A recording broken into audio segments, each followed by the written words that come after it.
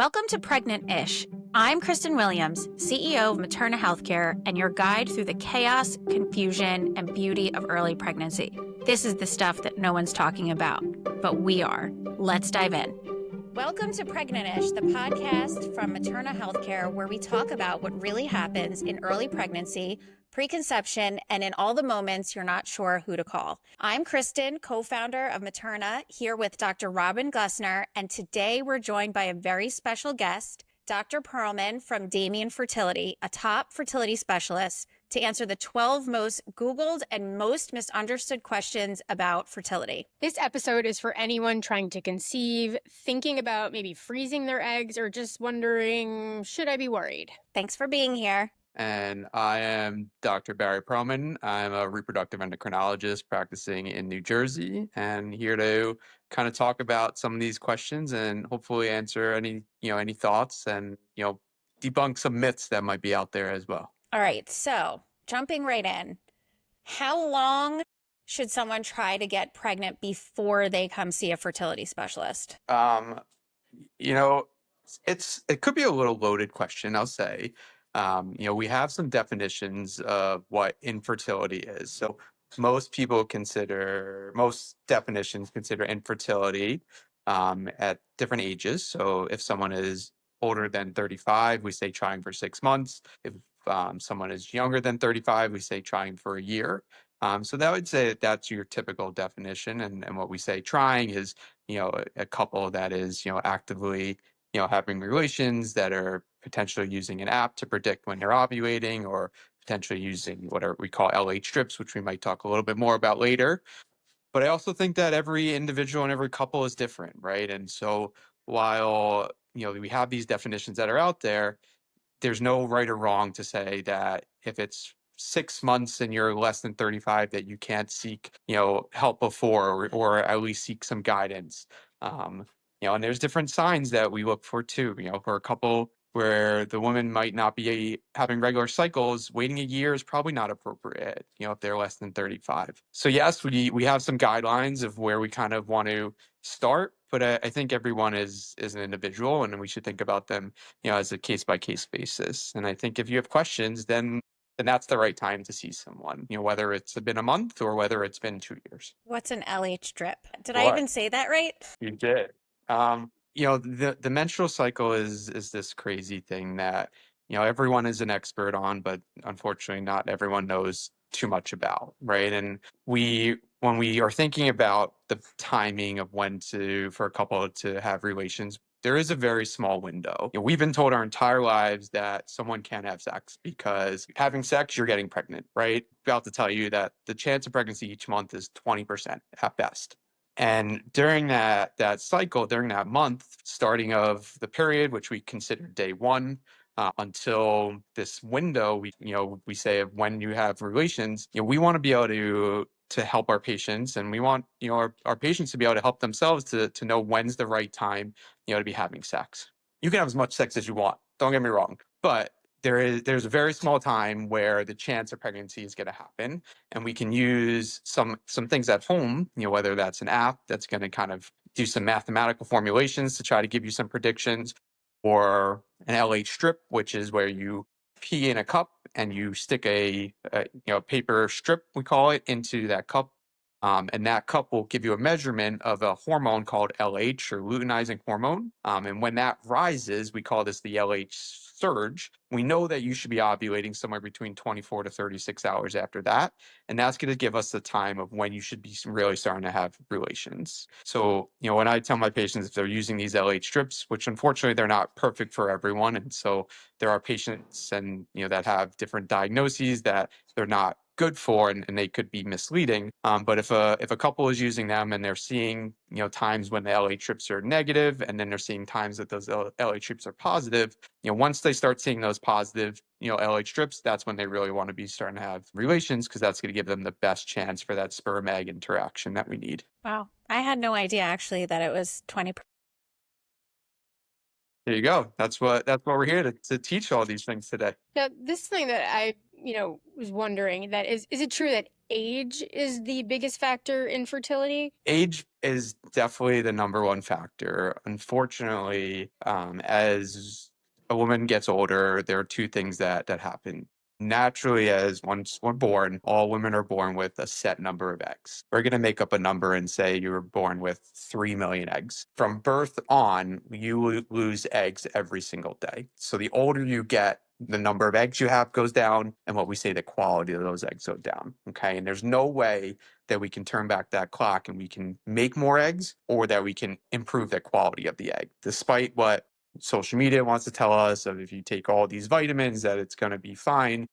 There is no true data to suggest that there's anything that we really can do yet that's going to increase those number of eggs or is going to make those eggs better. And so unfortunately with time, you're just losing, that ability. And that's why age is really the most important factor over everything. Even if we talk about IVF, and which I'm sure we'll talk about later, IVF, which is an amazing advancement that we have to be able to give patients the opportunity to get pregnant that weren't able to get pregnant on their own. Sometimes age is still that major factor that will not allow IVF to be successful. So, when is it too late to freeze your eggs, or when should you start thinking about that? So I never say there's any time that's too late, right? It's a little bit of that's personal decision, right? And it's definitely having conversations with the patients, regardless of their age, to really give them the true likelihood of success with that egg-free cycle. A 20-year-old egg is a different egg than a 30-year-old egg, which is a different egg than a 40-year-old egg, right? And so optimally, I would want my patients to freeze their eggs as early and as young as possible. That's going to give us the best chance to have success later on if they need those eggs. The hope, and we have these conversations every day, that if someone is freezing their eggs, we're hoping that they never need to use them, right? But they're there in case they need them in the future, right? We want to make sure that they have all their options available to them later on in life if they need it. Right. But there's not a specific age that I say, okay, once you reach this age, then you can't do egg freezing, right? You'll never hear me say you can't to my patients because that's not my right. My right's not to tell them what they can and can't do.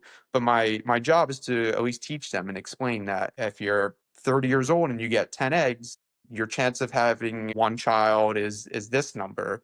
And if you're 40 years old and you also get 10 eggs, your chance of having one baby might be this number. And so that changes with age. And unfortunately, you need a lot more eggs to be frozen at an older age to give you the same chance of having a baby compared to when you were younger. There's a lot of calculators that we use to kind of make some of these predictions. And unfortunately, these are all just predictions, right? And so none of this is ever absolute. So, and I will never tell someone, even if they have hundreds of eggs frozen, that there's 100% chance of having a baby because we just don't know, what that egg has. That egg has a lot of capability, but a lot of it is still unknown. And so we use some calculators to make some predictions and say, okay, based on your age, based on the number of eggs that we are able to freeze, this is what your chances have of having one, two, or even three children in the future. I mean, just to kind of circle back to what you were saying about how the social media puts out these myths about taking supplements or something that can improve your egg quality. Is there anything that you recommend to improve odds of fertility naturally? Like I would imagine, obviously no drugs or alcohol, but anything more kind of specific than that? So, but I want to step back for a second. So there are some vitamins that we definitely talk about with our patients that are trying to get pregnant. Understanding that data is important as we're making decisions, right? But sometimes we just don't have data, meaning that there's not studies that have looked at it because they're not easy to do or they're too expensive. So in all my patients that are trying to get pregnant, I always do recommend certain types of vitamins. For instance, I tell them to start a prenatal vitamin. We talk about vitamin D. We talk about um, fish oil. There is some literature that suggests a vitamin called CoQ10 may help with egg quality. So there is definitely some role in vitamins, but I caution patients to just be aware of the companies that they're using because not all vitamin companies are the same. So that's first. When couples are trying to conceive naturally, we talk about kind of the things that seem a little obvious, but sometimes you need to just have someone kind of remind you, right? So yes, Are you allowed to have a glass of wine because your day was hard and it's stressful? That's okay, right? And you don't need to limit and remove all these things. Do I want you to drink a bottle of wine every night? Probably not, right? That's probably not going to be helpful. We know that cigarette smoking has both a negative effect on sperm and how egg number and egg function we do. So we definitely want to eliminate that. Um, Exercising, weight management, all are definitely appropriate and definitely play a role in all this.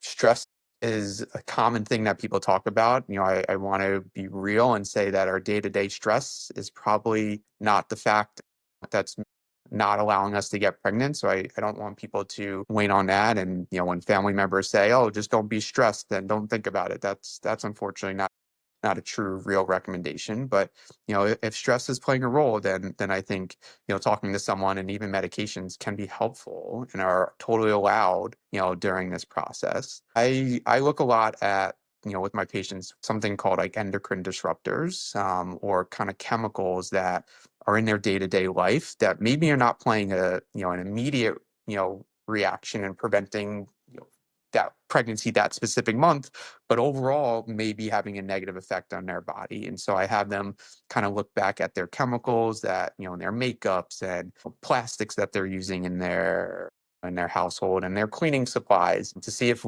there are known factors that we can eliminate that might be negatively affecting both egg side but sperm side as well, right? We have to remember that this is a two-way street and that both the male partner and the female partner are both involved, in a heterosexual couple.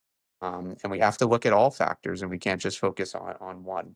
We want to put blame on one person. There's no one to blame here, right? We're a couple and we're trying to figure out the best solution together. Other than not being able to conceive, which is an obvious sign that something might be wrong, are there other signs like that you can recognize in advance and kind of plan around? Yeah, so the body's amazing, right? And we have to like really listen to what our body is telling us.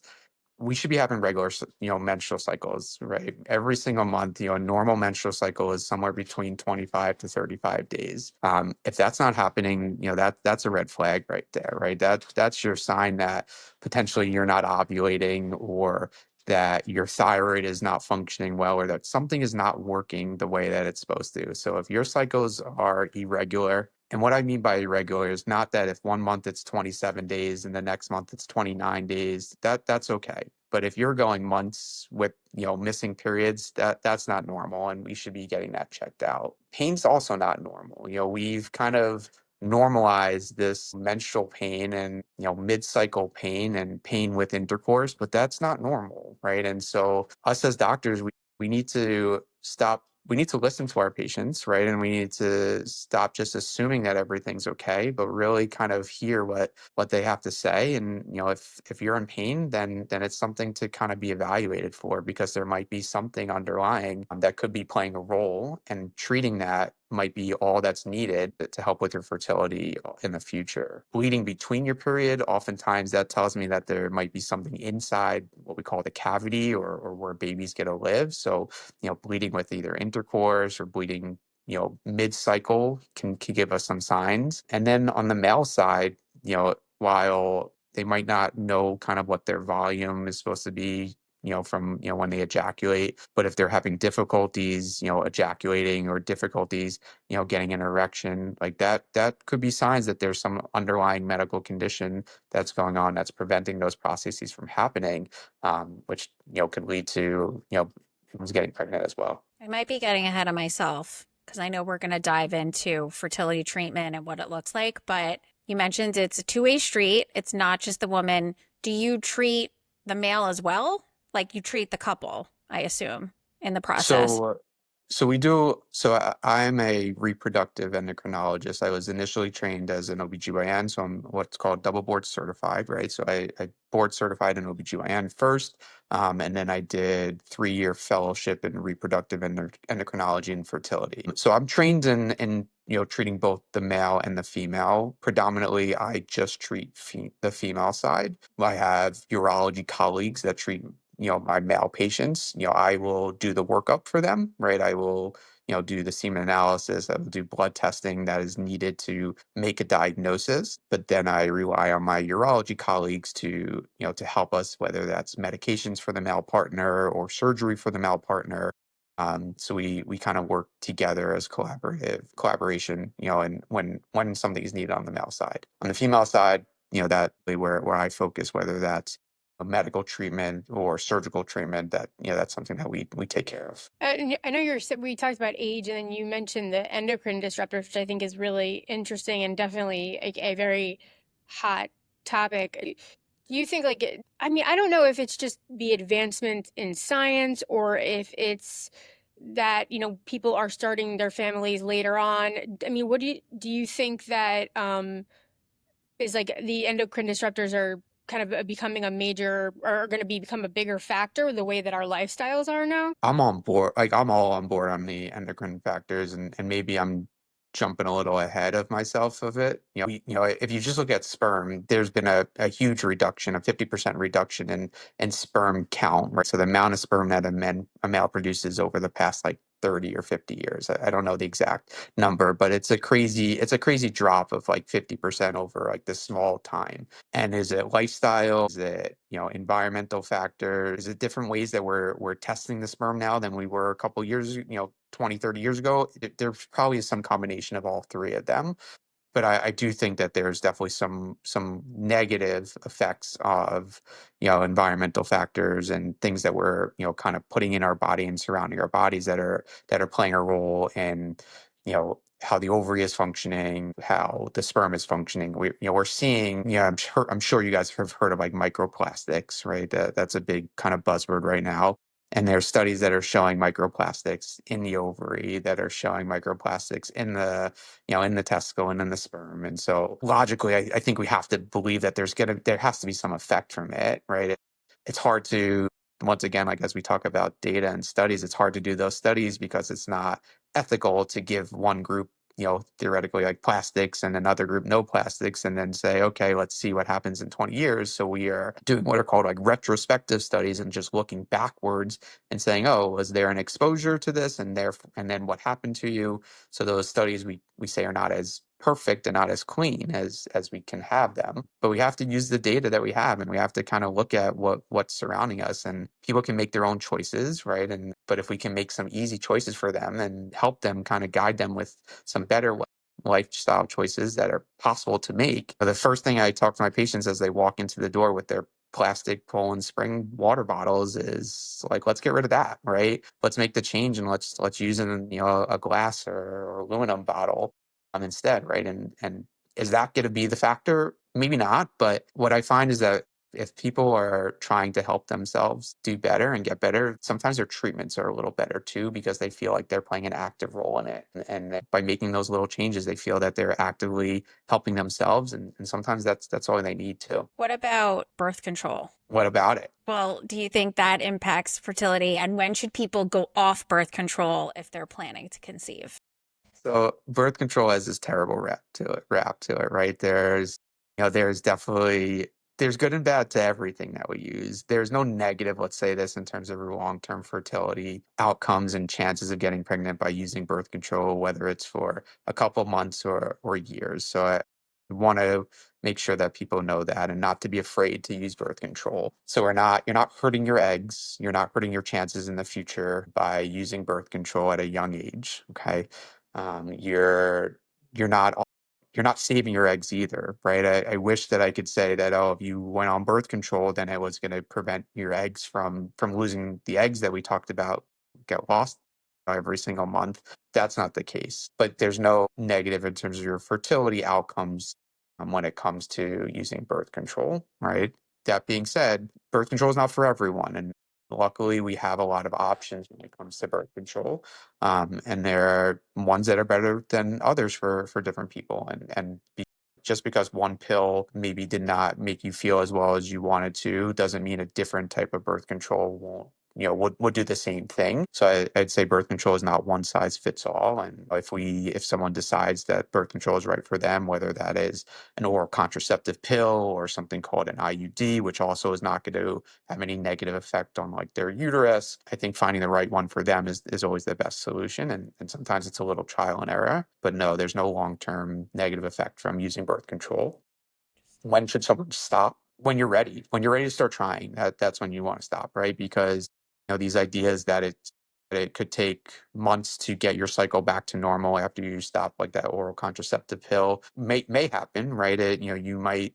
The goal of birth control, a lot of portions, is to kind of what we say suppress or kind of shut off some of the signals that are coming from the brain. We call those hormones. And for some women that, when you stop those birth controls, those hormones take a little time to kind of wake back up. For other women, they wake back up right away, and you might start ovulating right away, and you can get pregnant as soon as within that month of stopping that birth control. Where other women might take a couple months to get their cycles more regular. So I wouldn't stop until you're ready, because you have to just be prepared that if you stop, then you are you're now able to get pregnant. So what is the first step if I want to see a fertility doctor? Like, what does the process look like? Well, first, I always start by like commending my patients, right? It takes a lot, right? The first thing I say to a lot of my patients is I know you don't want to be here, but I'm here to help you, right? Because we don't talk about this enough, and I'm super happy that you guys are doing this podcast to kind of promote some of these conversations, because the more conversations we have, the more information that's out there, then hopefully this becomes more of a natural talk, right? So their first step is kind of just recognizing that it's okay to come to talk to us, that whether you're seeing me or you're seeing one of my colleagues across the world, right, we're there to help you. We're not there to judge, or we're not there to tell you that you need to do a certain type of treatment, right? Everyone is concerned that you're going to walk in the door and the first thing I'm going to say to you is, oh, we're doing IVF or in vitro fertilization, right? That's the scary part. And it's an amazing technology that is there for families that need it. But it's not the only thing that we offer, right? And when you are walking into the door, you're coming in to kind of just learn about your body, and just so you can be more educated and you can make the right decisions for you. And so your first step is to find a physician that either you relate to, whether it's through a friend or social media or Google or a clinic that is local to you, and just make that initial appointment, and just talk to the provider, and just kind of put out your concerns. We work in a field that has allowed us to give our patients a lot more time than a lot of other fields. My typical first patient appointment is an hour long, right? And so most doctors don't get more than 5-10 minutes with their patients, right? And so I am happy with the type of medicine I'm able to practice, that I can really spend that time with my patients to really kind of educate them more than anything about what we do and how we go about doing it. So it just makes it a little more comfortable for them. So in my mind, I just immediately thought you go right to IVF. And what can you do before you get to that point? Yeah, so that initial first visit, we go through just what's potentially happening in the body, right? From what's going on in the ovary to what's called the fallopian tubes, what are needed for the egg and sperm to come together. We talk about the uterus, we talk about sperm. We break down everything that's potentially needed, right, in order to have a successful pregnancy. And then over the next month, we kind of go through a little checklist, and we look at all of those things that potentially could not be working properly to find out where the problem lies. And depending on what that problem is, will then depend on our treatment, right? It's, if the problem is the sperm, then sometimes we have them see the urologist to say, okay, what can we do to improve that sperm, whether it's medications or surgeries for them. If there is a problem inside the uterus that's preventing the embryo or the start of the baby from growing properly, then sometimes it's surgery on the uterus to remove that obstruction. If the ovaries are not functioning correctly, meaning that, let's say that the eggs are there, but they're not coming out the way that they're supposed to every single month. So every month we're supposed to ovulate, one egg is supposed to come out every single month. And if that's not happening, and we have what's called anovulation, which is a common thing and a big diagnosis called polycystic ovarian syndrome, or PCOS, then sometimes all we need to do is give oral medications to get an egg to come out, and then just tell them, okay, these are the days you need to have relations. So we really are going to base our treatment based off of what's the problem, right? And then if all of those things don't work, then IVF typically is that last option, right? Is that final step that, okay, we've exhausted all options, and this is what we have to offer to increase our success, okay? Now, some patients come in wanting to move to IVF directly, and that's okay too, right? You don't have to, there's no set thing that you have to go from step A to get to step C. Sometimes you can go straight to step C, right? It all depends on what the patient needs and what's right for them and what their desires are. But if they are coming in desiring gender selection, right, then we are able to do that, but you have to do IVF for that. So it just depends what the diagnosis is. Infertility is a medical diagnosis. We have to realize that it's a medical, it's a true diagnosis, but there are different causes of infertility, and we need to treat properly what that cause is. Do you find these days like it's typically covered by insurances, or are people still paying out of pocket? And if they're paying out of pocket, what does that look like? Yeah, so fertility treatment depends a lot on the state that you live in. I practice in New Jersey, which is what we call a state mandated state. So not every one of my patients have coverage, but a large portion have coverage, and so I'm very happy to be working where I'm working. What a state mandate state means that there are some laws that if a company is headquarters in that state and they have X amount of employees, then they have to offer some type of fertility coverage. Now that ranges, and it doesn't always mean that it's IVF coverage. It might just be diagnostic testing, but they have to offer something. So a lot of my patients are coming in with some type of at least diagnostic testing, which is a good start. That being said, a lot of patients still are though paying for a lot of this out of pocket, and it's expensive. I'm not gonna, we can't brush that away and not really consider that.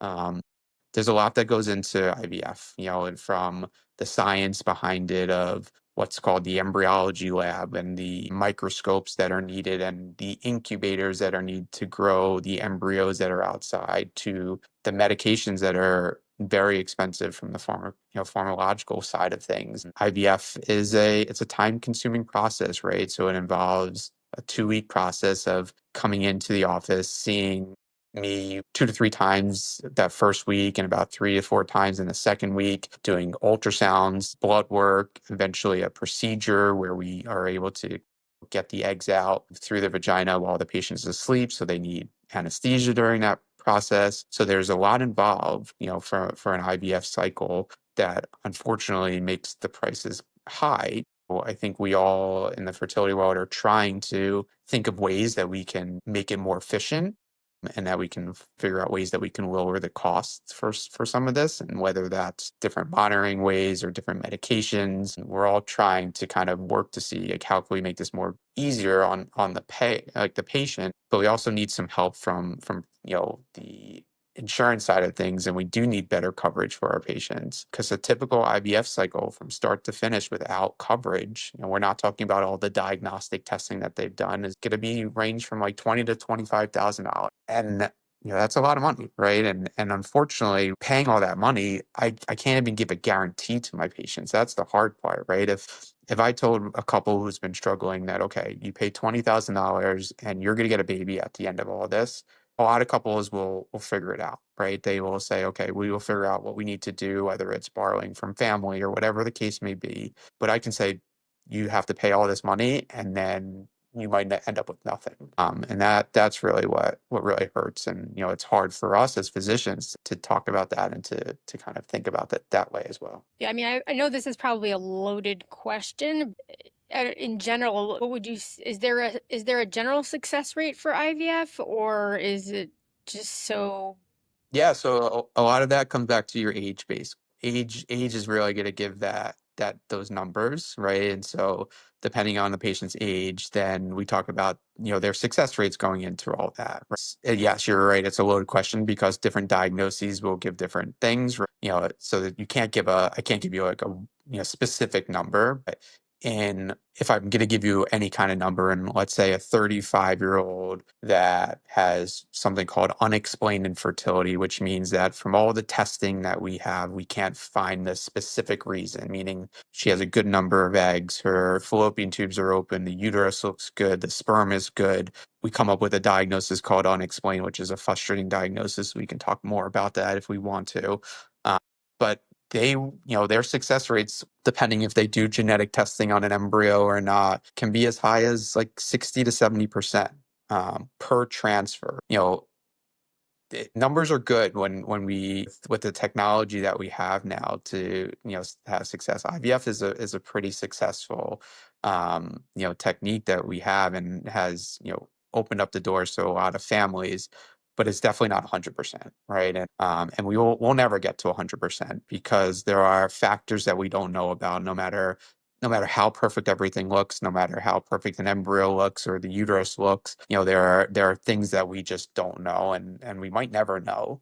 So we will never get to 100%. I'm interested to hear what your thoughts are. Like, what do you think the future looks like for fertility treatments? I think more and more patients are coming to us. So I think we're going for a good thing, but I think we're going to see and be able to help a lot more couples. I think that we are bringing in some new technology that hopefully is going to advance our field. AI is a big thing that is coming into lots of different fields right now, and fertility is one of them as well. We are using, for instance, when we go through IVF, and I know we talked a lot about IVF today, and I know we said that there's other types of treatments that are out there, and just to name some of the other ones, like one of the other big ones is called an IUI, or intrauterine insemination, and we can talk more about that if we want to in a second. But with IVF, we're making an embryo. That's the ultimate goal, is the embryo, which is the start of that baby from a cellular level. And we have to grow that outside the body, and we grow that in the lab. Conventionally, we grow that in what's called an incubator. An incubator is this device that keeps a specific temperature and introduces specific gases at certain levels. But we have newer incubators now that have videos inside the incubators where we actually can watch that embryo grow through 5 to 7 days what we need them to grow. What we can see in those videos, and what AI is potentially going to allow us to do, is it's going to be able to watch every second of that embryo growth, and it's going to hopefully take all millions and millions of pictures and pixels and be able to tell us which embryo is growing at the speed that we want it to, and is multiplying, dividing the way that we're hoping it to grow, to really tell us which is the best embryo to eventually put inside. So I think that's one of the new things that maybe in the future we will see some use of. There's still lots of work that needs to be done in that side, but I think it is a place that we might see some growth. We're using some new technology to reduce how long we need to stimulate someone in terms of the medications we give them to grow these eggs inside their ovary. So a typical IVF cycle will take anywhere from 10 to 14 days of injection medications to get these eggs growing, and some newer technologies, some new medications maybe are going to allow us to do that in 2 or 3 days. So it makes that process, a little easier on the patients, because it's not an easy process. And so I think that we might see some changes there as well, and maybe some changes on the male side too, right? Whether that's different techniques that we can use to select the best sperm, or different things that we can do to ultimately improve the sperm quality, so we get the best results possible for the couple. That's very exciting. Yeah. Tell us more about the IUI you mentioned. Coming back. So IUI, typically with intercourse, right? What we're trying to do is we're trying to time the right time to have sex, right? And so at the beginning we talked about this window. We want to have sex before we ovulate, before that egg comes out, for 1 to 2 days before when we are ovulating, and then a day or two after as well. Getting as much sperm as we can, kind of sitting and waiting for that egg to come out. If we ovulate today and we have sex tomorrow, we're too late. Okay, that egg can only live for one day, 24 hours, where that sperm can live inside the reproductive tract for 5 days. So that's what we're really thinking about when we talk about what we call timed relations, or using those LH strips that we talked about. IUI is a process where we're trying to maybe give that sperm a little head start and get it a little closer to the egg. It's than just what's happening during sex. So during sex, sperm is going to be ejaculated into the vagina, then has to swim from the vagina into the uterus, into what's called the fallopian tube, and that's where the egg and sperm would meet each other. With an IUI process, we're timing exactly when that egg is coming out, oftentimes giving some medications, what we call a trigger shot, to actually make that egg come out when we want it to come out. And so we're putting the sperm directly into the uterus right next to the fallopian tube right before that egg is about to come out. So we're getting that sperm kind of there sitting in the proper spot, waiting for that egg to come. And so in some couples, depending on that diagnosis that we talked about, it can increase their odds of getting pregnant because we are, one, helping them ovulate. And a lot of times, or if they're not ovulating or not making an egg on their own, we are timing everything as precisely as possible and not simply relying on those LH strips, which we talked about could be wrong for some couples, or an app that could be a little misleading. And then we're also getting as much sperm as we can in a concentrated amount directly into the uterus as close to the egg as possible. And so that is a lot of times where we start with a lot of couples, because it allows them to still do everything inside their body, right? It's not taking anything out of the body.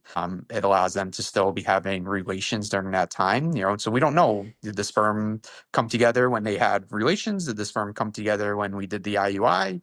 We don't know exactly when it's happening, but they feel more involved and they feel that it's more natural for them, because it is, right? It's, yes, we're helping and maybe we're boosting the odds a little bit, but they're still doing a lot of what they were doing before, is still happening. When you do an IUI, is it like a procedure? It Or, is similar to like a pap smear time, right? So it okay. takes hopefully like 30 seconds to do it. I know it's an uncomfortable procedure in general, but we put a speculum into the vagina, kind of like a pap smear. And then instead of taking a swab of the cervix, which happens during a pap smear, we're putting a little tiny tube into the uterus, and then putting the sperm from that tube directly into the uterus. So it should be a quick procedure. There's no restrictions afterwards. You get up, you go right to work, um, go right to exercising. There's nothing that you can and can't do right after it. Um, it's just kind of boosting the odds, and it's a thing that, when I say, okay, you get up right to get up and go right from there, what I'm kind of leading to is also some of these myths of that you have to lay on your back after having sex, or you have to throw your legs up in the air. None of those things are true, right? And when we're doing an IUI, we kind of reinstate that by putting the sperm in and saying, okay, you're good to go. Because no, you don't need to lay on your back. No, you don't need to sit there for 10, 20 minutes. You can go right to the bathroom and clean yourself off. The sperm will get to where it needs to get to, and anything else that's, without being graphic, coming out, you can get rid of. What is your advice to patients seeking a fertility doctor? Like, what would you look for? Every practice is different, let's say that, right? And there are bigger practices and there are smaller practices. And so I think there are different doctors, and for every person, right?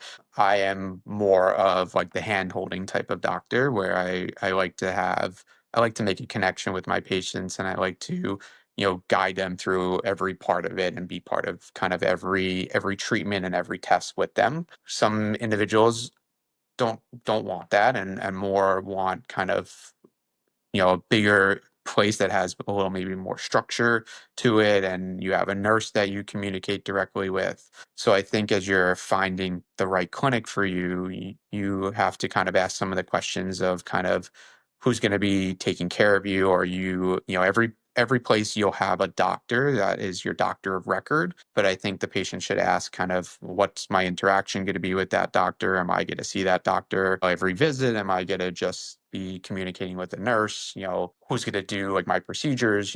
Unfortunately, a lot of the bigger clinics, it's a different person every single time, where some people are okay with that, and others feel a little disconnected. So I think asking those questions and just knowing a little bit more about the clinic, understanding kind of what some of their procedures are, do they have any limitations? Some clinics have, for instance, BMI restrictions, where, if you are a certain BMI or a certain age, they won't treat you. And there's reasons for it. It's not that they're doing it as at a harm. They're thinking about kind of the whole picture sometimes there, but you should be able to have some of those questions answered for you so you know that you're choosing the right place for you. Yeah, it sounds, I mean, first, I did not have to go through IVF or fertility treatment. And I appreciate you breaking all of this down, because for someone who doesn't know anything about it, it seems very overwhelming. And I can imagine having to go through this process. There's a lot to learn. There's a lot out there. The community, the fertility community, we call them, fertility warriors, are amazing. And as much as the doctors and the clinics and the nurses are there to support, the people who have undergone some of these treatments are really the backbone to so much of this information and are so helpful. There are so many support groups out there that I talk to my patients about being involved in, because you can relate to what other patients have experienced, and you can see that you're not alone in this process, and it could feel so daunting, from that first visit of all the things that we talk about. But we try to really guide you one step of the way, and we get you the support that you need to kind of break it down and not throw too much at you at one time, and just know that no matter who you see, like we're all there to be behind you and to kind of be there however we can. The goal of all of us in this field is for our patients to have success, right? And we want a successful pregnancy just as much as the patients do, and we're here to support however we can. Thank you. Well, there's no one right way to walk this path, but you deserve all this good information. Whether you're just thinking about it or deep dive an IVF journey, we see you. Thank you so much for being here. And if you're in that in-between space between trying and being seen, Materna's here for you. That's it for this episode of Pregnant-ish. I'm your host, Kristen Williams, and thanks for being here and letting us be part of your journey. For more support in early pregnancy, follow us at Materna Healthcare and visit maternahealthcare.com. Share it with a friend who's quietly going through it too. We'll be back soon with more real talk.